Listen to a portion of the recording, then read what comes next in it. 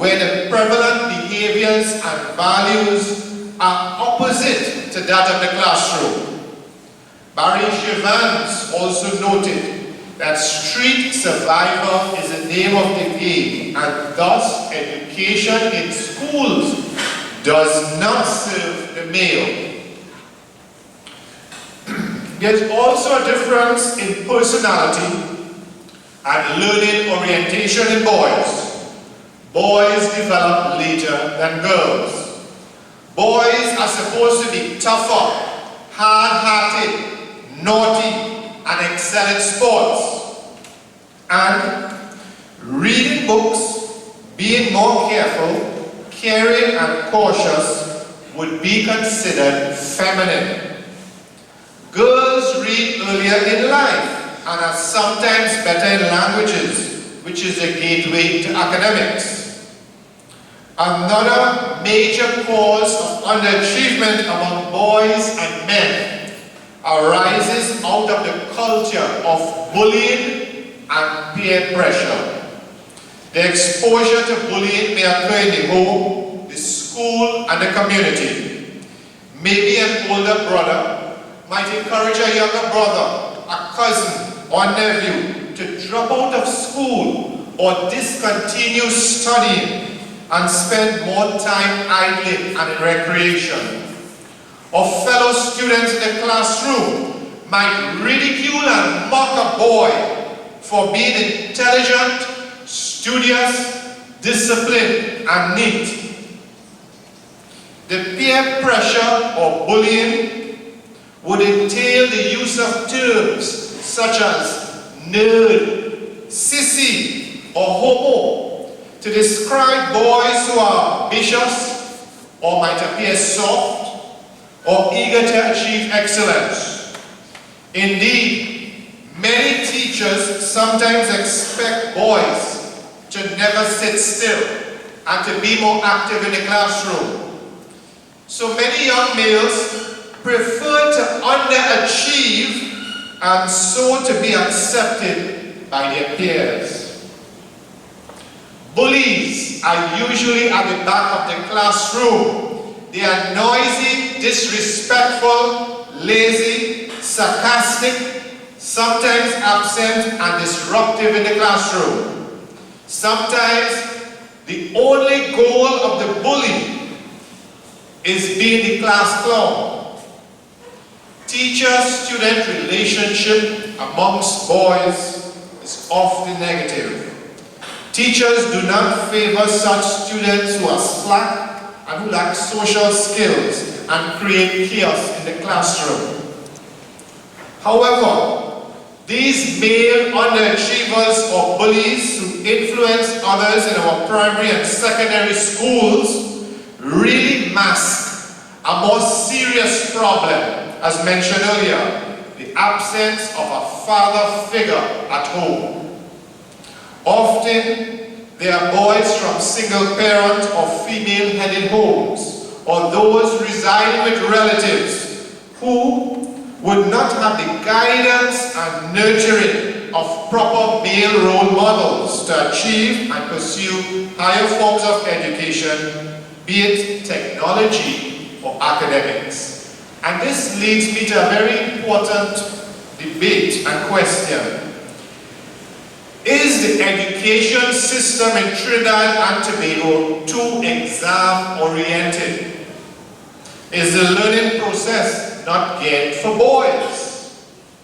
In 2010, 2 university lecturers published their research on 300 Malaysian schools and found that boys were emerging as underachievers in Malaysia. These findings are not limited to Malaysia. It is also applicable to our country and the Caribbean. Boys are being outperformed in almost all the subjects. Girls are often better suited to do homework and learn facts for exams and thus perform better. Girls pay more attention in class and are more conscientious in their studies, so teachers naturally favor them. Boys tend to break classes. They like to break leash, and they are easily distracted by fellow students. Now, teachers are partly to blame because sometimes they do not adjust their teaching styles for these various learning styles. Because of this, boys are not doing well in the classrooms. More than a decade ago, a researcher, Odette Parry, published a book entitled Male Underachievement in High School Education. Parry used data from schools in Barbados, Jamaica, St. Vincent and the Grenadines, and Parry highlighted, listen to this, the invisibility of male teachers.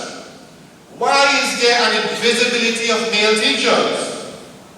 For the simple reason, female teachers outnumber male teachers in our primary and secondary schools. And this is true throughout the Caribbean. In the schools, there are few male teachers, so many of our boys do not have proper role models in the classroom.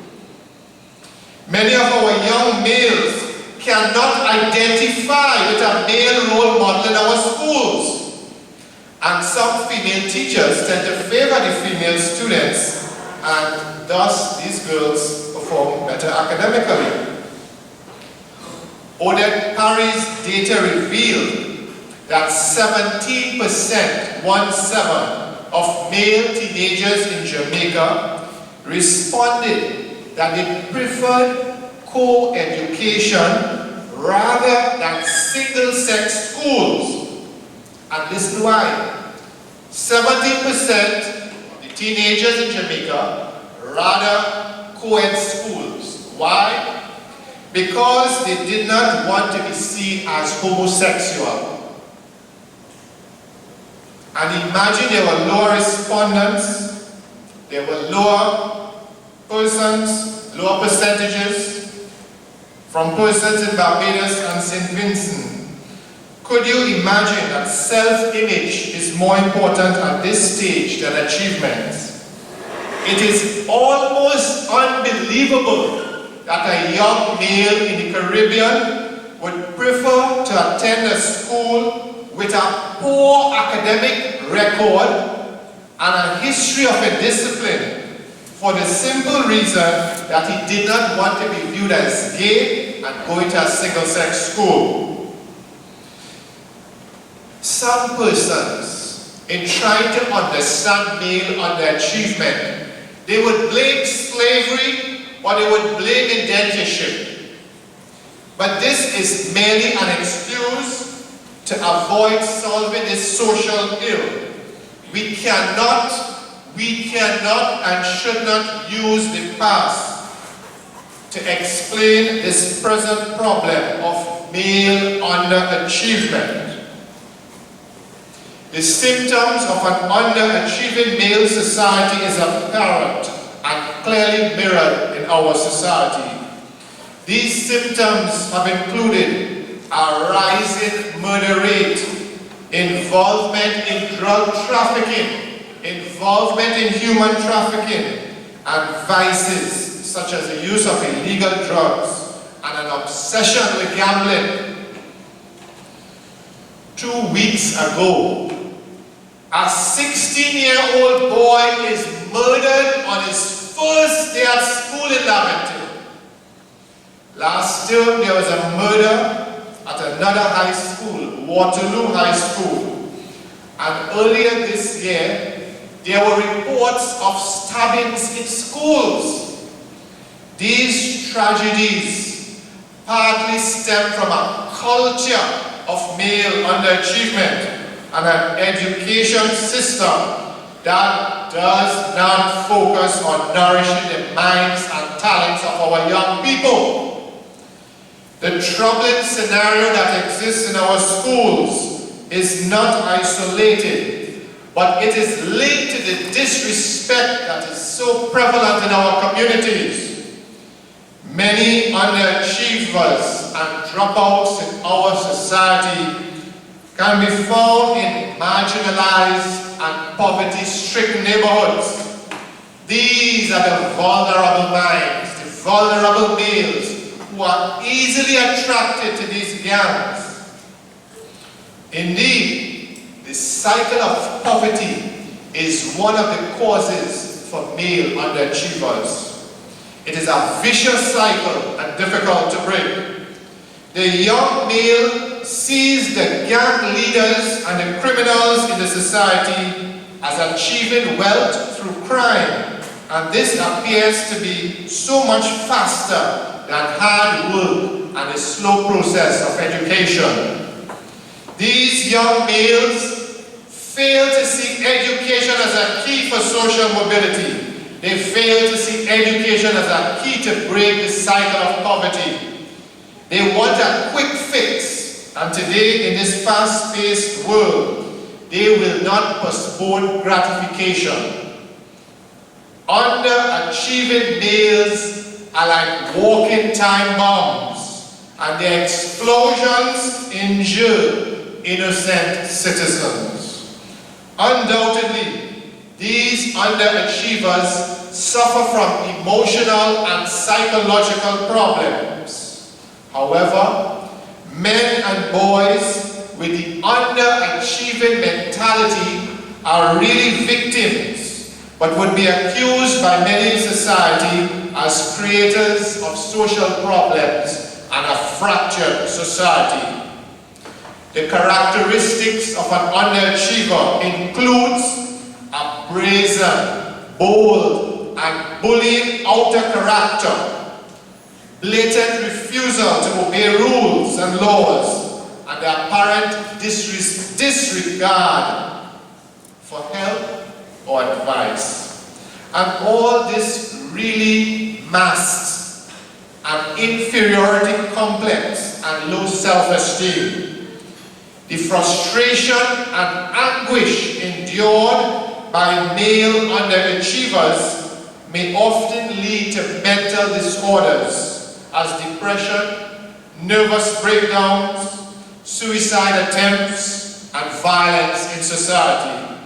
Indeed, many of these male underachievers have undiagnosed mental or physical problems.